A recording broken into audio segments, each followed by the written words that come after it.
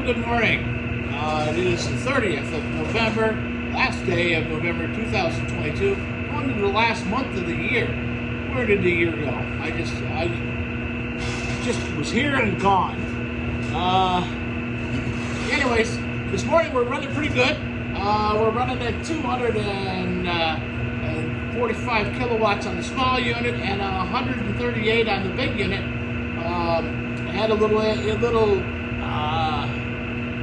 clog up this morning about 5, so I did some remote adjusting to things and got the racks flushed out and was able to bring everything back online. So again, that's one of the issues that you have when you're running a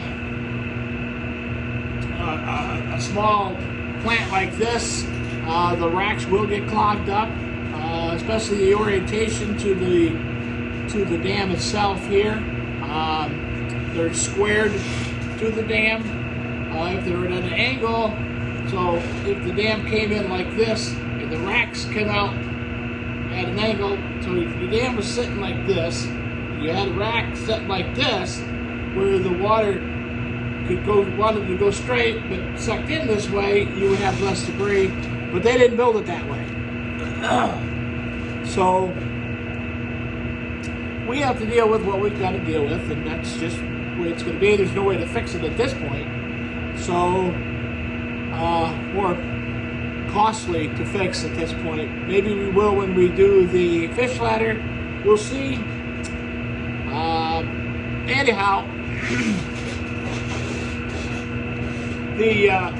the inside temperature is running about 70 degrees, no heat on in at all inside. It's 33 outside, windy. We've got some wind warnings for today, 50-mile-an-hour gusts are possible, which means trees to fall, which means power outages, which means disaster. Anyhow, we're looking at some light lake effect snow for our area, more northern part of the county from where we're at. We'll see about 7 inches. We're pretty much far enough away from Lake Ontario where we're at, and our elevation's higher, that it's dumping as it comes up the mountain. So the Watertown Tug Hill area of New York, along the shores of Lake Ontario, gets a lot of snow. They just got about 7 foot the other day, and they'll probably get another 10, 15 inches on this. Their economy is dependent upon the snowmobilers, so good for them. They have ways they deal with this. This is not uncommon for them. So it sounds like a lot, and it is a lot, but if you're prepared to deal with it, somebody once told me that there's no such thing as bad weather, just bad clothing. So a lot of truth in that. Preparedness is 95% of everything. Anyways, so we're supposed to be in the 40s, in the lower 40s today. So it's not going to be that significant till later tonight. But we are supposed to get some rain starting about 10 o'clock. That's really why I'm trying to get things smoothed out here, trying to run, get everything back where it's supposed to be.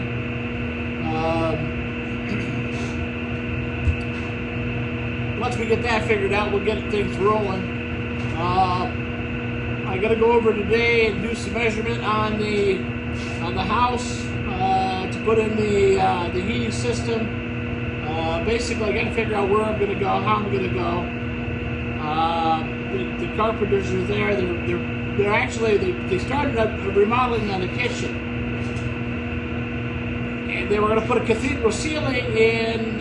Well, this has a cathedral ceiling on an addition. Then as they got going, they found out the original addition, where the original kitchen was, the rafters are 26 inches on center. Again, I have no idea why. I guess they just figured that's the best way to do it. There's some rots and some structural issues that they need to address, so they took the roof off, putting the roof all the way across it. I don't know how far they've got, so I will check on that today. That addition is the least of my worries. I'm more worried about the interior of the house, what I've got to do. Now we've talked about putting a heating system on a heating loop on the third floor, on the second floor, which we can do it. It can be done. We just got to figure out how we're going to get there.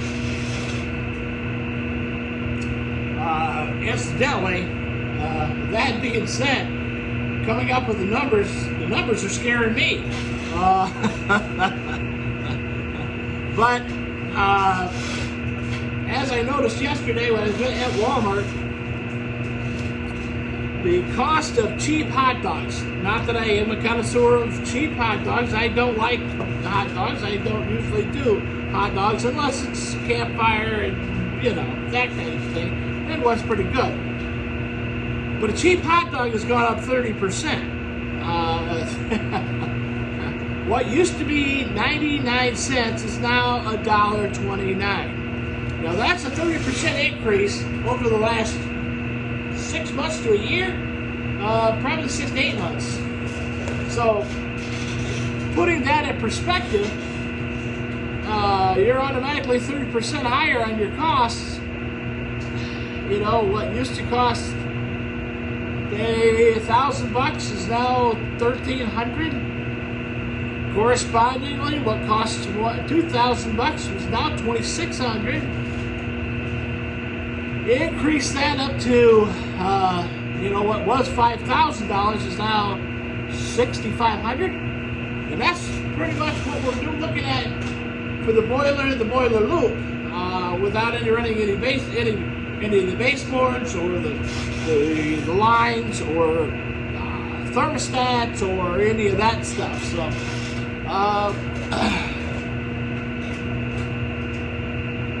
scary. It really is.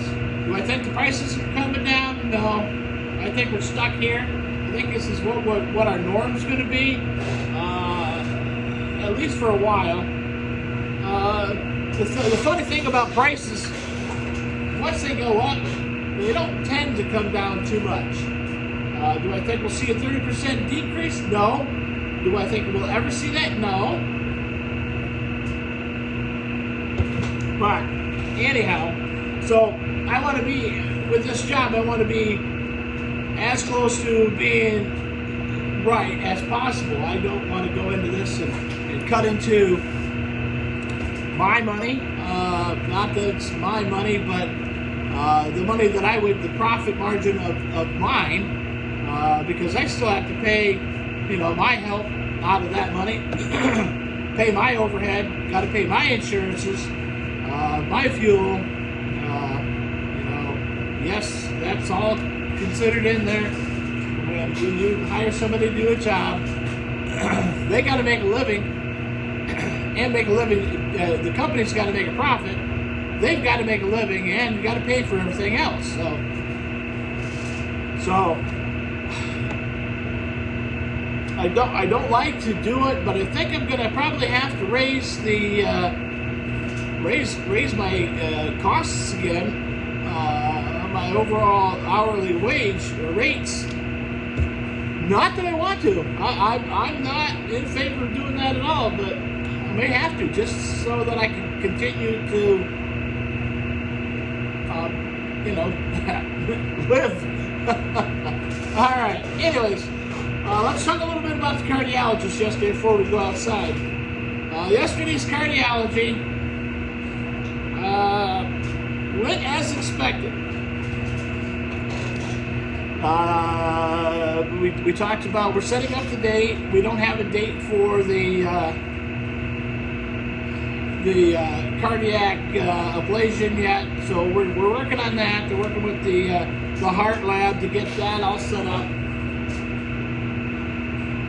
That being said, they're going to stimulate my heart while they're in there to see what else is happening. Once they're in there, they're going to see how the other things, and maybe they'll do some more additional work while they're there. Mostly see if they can burn off some of that where the, or make scar tissue where the blockage is in the heart. It's not.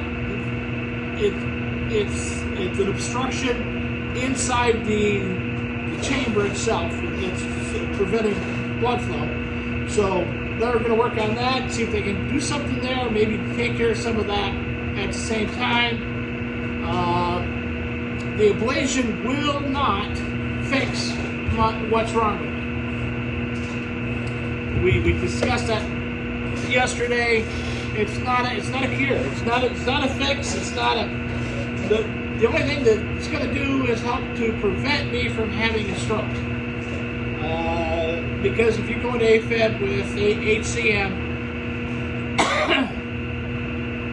the major problem is throwing a blood clot going to your brain, having a stroke. Once you go into AFib with the HCM, you are 8 times more likely to have a stroke, and you already are like 10 times more susceptible to having a stroke just because you have HCM. So, that being said, I asked him about why I still feel so lousy. I just feel lethargic. I feel heavy, bloated. So they did some checking, and he said, well, I bet you do because your heart rate is slow again. He said your heart rate's slow, your blood pressure's low.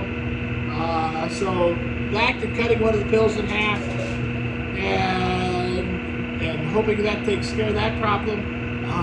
He did tell me to start taking some more. I have a prescription of diuretics that are basically shelved until we need them. He said better take some of those. So I took one yesterday. I think every half hour I was in the bathroom. So which is a good thing. Got to get rid of the fluid, get rid of the excess fluid. It'll make things easier, help me breathe. It might be a lifestyle. The lifestyle that I have to deal with is just I will be short of breath. Things might take a little longer, might have to be a little slower. That's all. I can deal with that. We can live with that. I don't have any choice, I guess. All right, well, let's go. Take a. Woo. Coughing, trying to breathe, and walking at the same time make you a little bit lightheaded. But anywho, so we're out here. We're looking. I'm kind of concerned because the high wind warning today. Not concerned for the chickens, but more concerned that I don't want them to get a big cold blast or something. So I think I'm going to just close their big door. I gave them. They had all kinds of. They had green bean casserole leftovers. They had all kinds of stuff this morning. The young chicks are over there. They're coming out. They're getting around. People are visiting. I think they'll be okay. They came in here last night, or they came in here actually yesterday morning. So I'm going to go ahead and close their door. what I'll probably do is just leave it like that.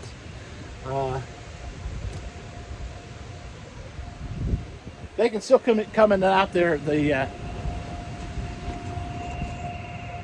chicken door instead of the man door. But my concern is just the wind's going to be blowing. I don't want them. The chickens do fine in cooler temperatures.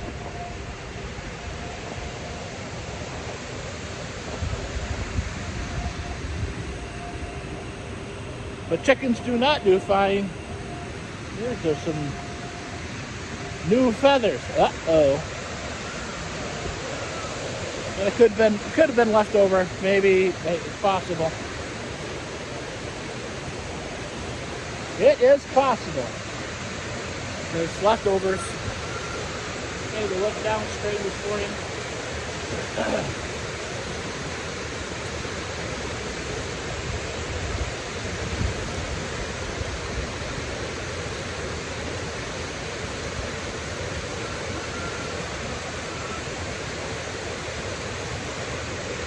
This river flows south, so just for our orientation, when you're looking at the video, everything is backwards. So,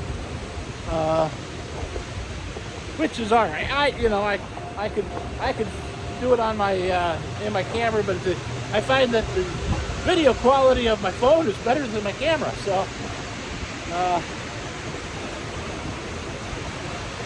let's see if we can get down here a little bit.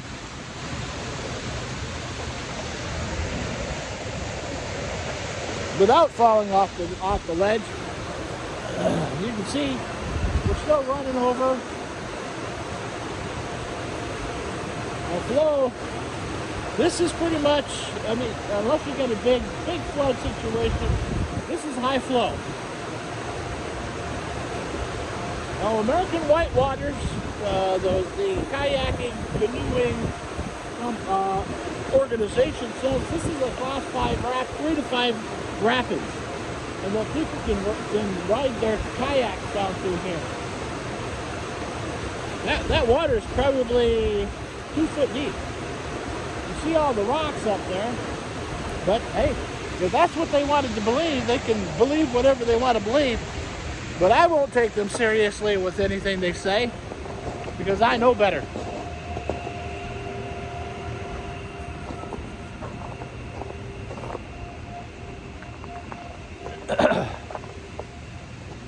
Hello, how are you? Huh?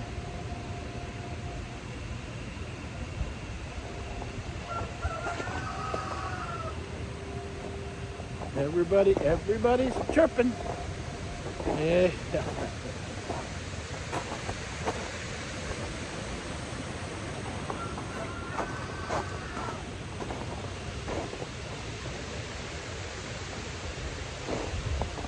What I'll probably do is let's see if I've got my staple gun in the car where it's supposed to be.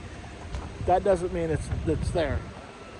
When you have people that help you to put things away. Yep, see? Exactly. It doesn't go back where it's supposed to. I have several of them, so I can see if I've got one. But I might staple up one of my blue tarps on the end of the chicken coop to block some of the wind.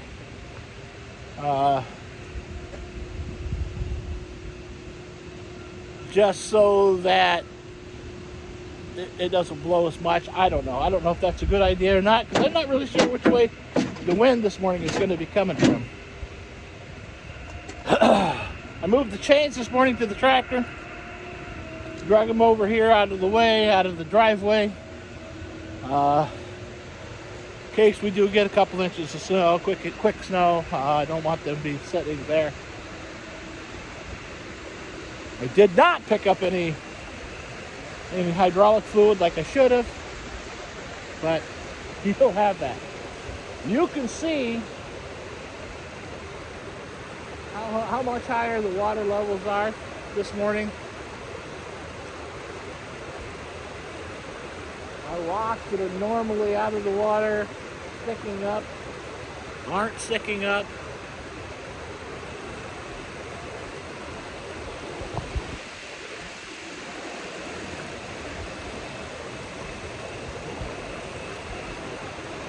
shot down the river, you can see where everything, our rocks are right there. So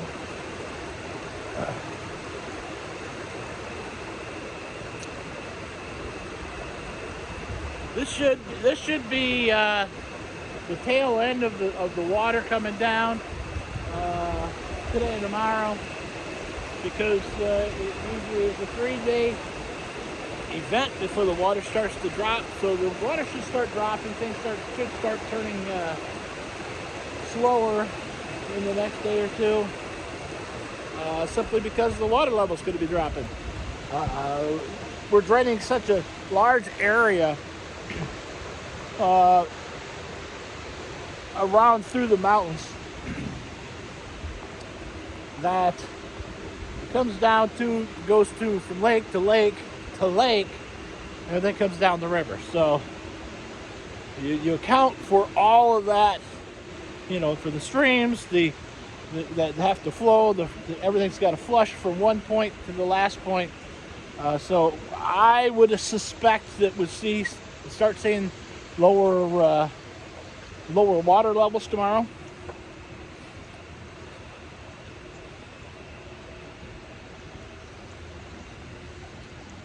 I haven't let the chickens out. I haven't left the pen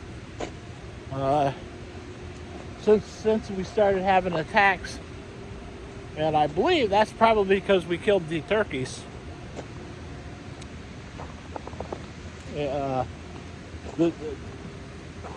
Basically last week.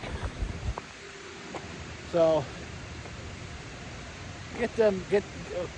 we'll leave that alone and let them stay inside for a while. We still seeing some of the tracks coming in, some of the wildlife coming down through. There's coon tracks, and there are coyote tracks maybe. Actually look like coon tracks. I'm sure there's a coon up in these trees somewhere through here. Probably got a den in here.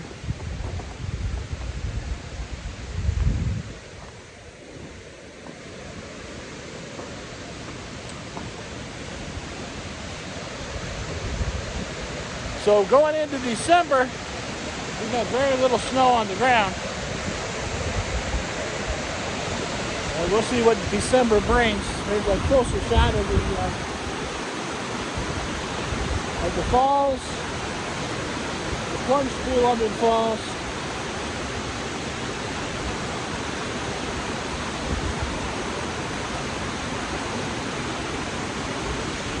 We'll walk up a little farther here, go up to the spot where we can get right to the falls, check that.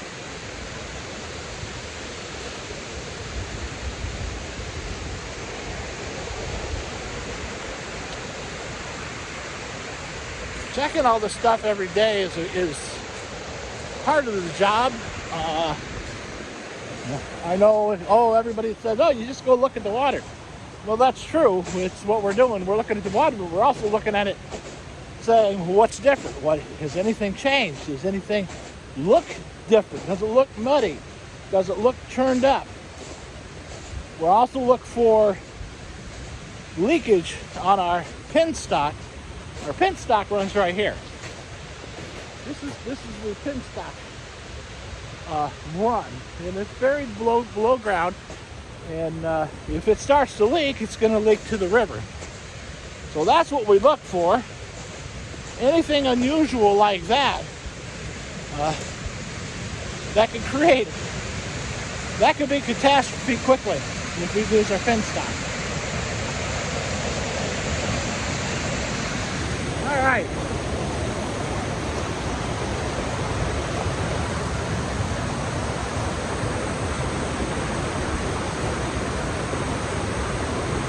I have seen water higher.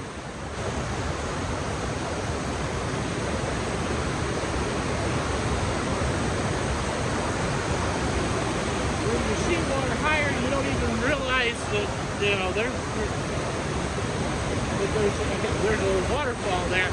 I've seen it where it looks like it's just running right down the river. And if you look down through there, you can see the run. See the powerhouse down there. I'm gonna try to get down here a little bit more. And I need to look upstream.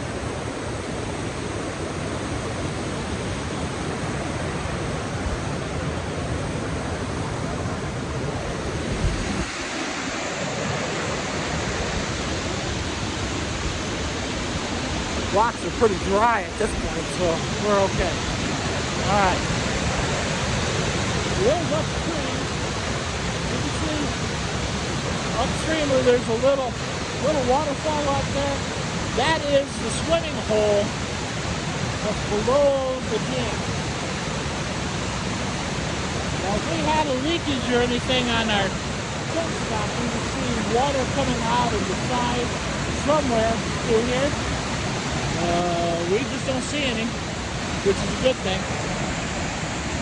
They turn you down here a little bit. You see the nice on where the water goes up and splashes on.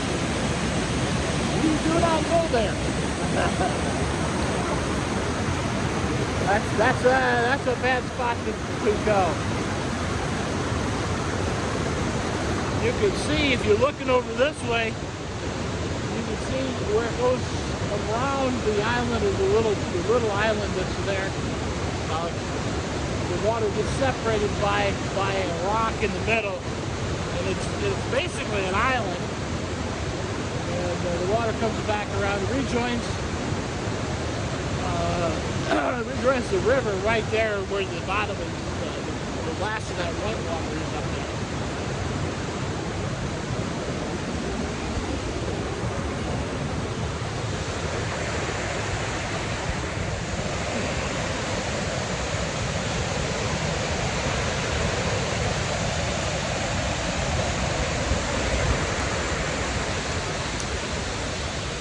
I generally keep this area open in the summertime to keep it weed whacked enough that you can walk in, and simply so that it's more convenient for me to get in there and look, and check things out. Still see some of the brush here from when we cleared the section up there on top of the hill here. This section here we cleared out. The idea was when we put that pole in, there were trees right up to it that could have fallen onto the pole. So the idea was at first to get it cut back basically to the base of the hill, and as we went, we were the guy that was really doing the cutting. I was just doing the directing. He does firewood, and he said, well, can I have some of those trees? And I said, absolutely, cut what you want. And then he said, well, let's get the hill, tried to get that opened up as much as possible to get some more sunlight onto it. It has helped. It's still shaded, but it's just the location that it's at. We're walking up the penstock right now, and I'm looking for any signs of anything leaking. Lots of deer tracks up through here. We got several pumpkins at the house. I need to get up here and get them down here for the deer to eat.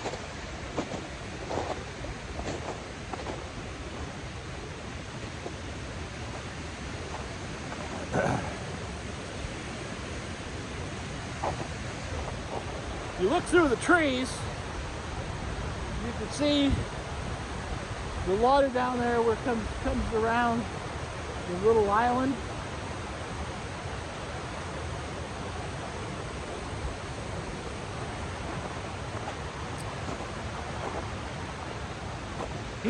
There's the dam. You can see we still got some water going over the top, which I want. especially when you're in a high water flow situation.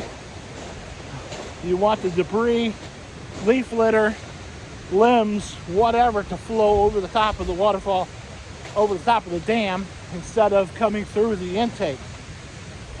Again, that is the intake structure right there where the lights are, and then the dam goes across.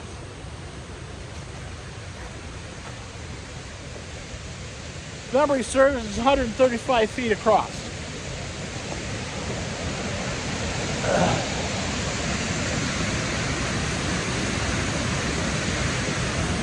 This is the upper falls of Christine Falls. Let me get it swing you around here, you get a better shot. This is also the spot where they jump off. They jump from the ledge down here into the pool down there.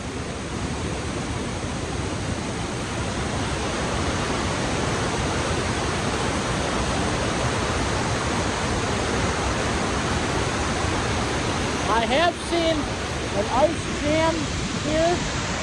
I'm swinging you around here, knock you a little bit, kind of wiggling around. Anyways, I have seen an ice jam up here.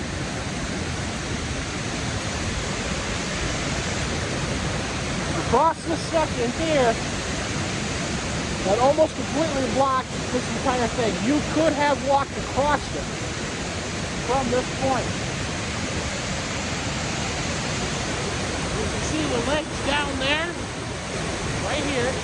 They went from that leg to that spruce tree over there, and there was a solid wall of ice. The water behind it was up to this edge.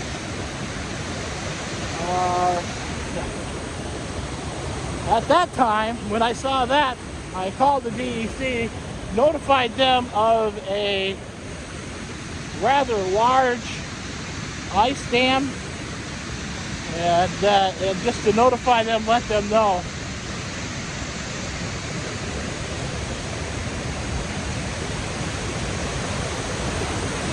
You can see how slippery that is there. We're not getting on that. That's our water, that's our lake level. Let me get you up there and you can see upstream.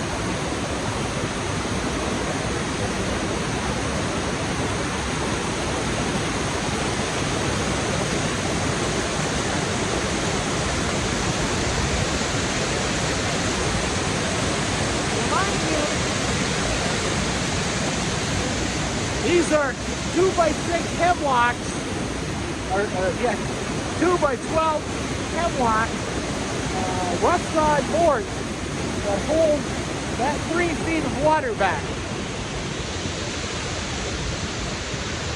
Not a great scenario if you're standing downstream of it when it decides to break.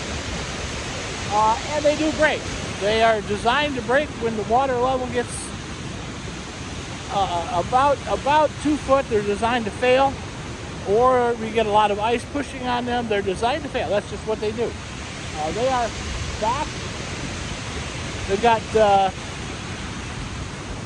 2 3/8 steel posts going in a foot into the concrete dam, and they're just in a sleeve. And then we have backer boards on those that are 2x8s. Just wood, just 2x8 hemlock, rough sawn. And they're bolted between each one, and the boards sit in there. And the idea is that if they get bad, they will just break off. And it actually saves everything else. So what I have seen, it does it every winter, every spring, when ice out comes. Now we're up at the top on the upper parking spots. I've got to order my gravel. I got to get my gravel for this winter. I'll see if I can get some of that delivered today. I just get some basically pea gravel, and I put that on top of the hill here for traction. In the wintertime, as it melts, it drops right back onto the surface, which gives me a decent road. It's kind of a twofold. Instead of just using sand, which sand is great, except sand will just wash down the hill. So we're just, river's over there, we walked up over there, we're just over going down the drive at this point. More deer tracks there.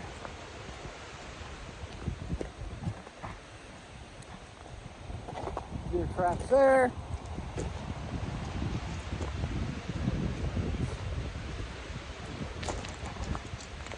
Came in here one time and there were moose tracks right down the driveway, so I haven't seen it, but it was here.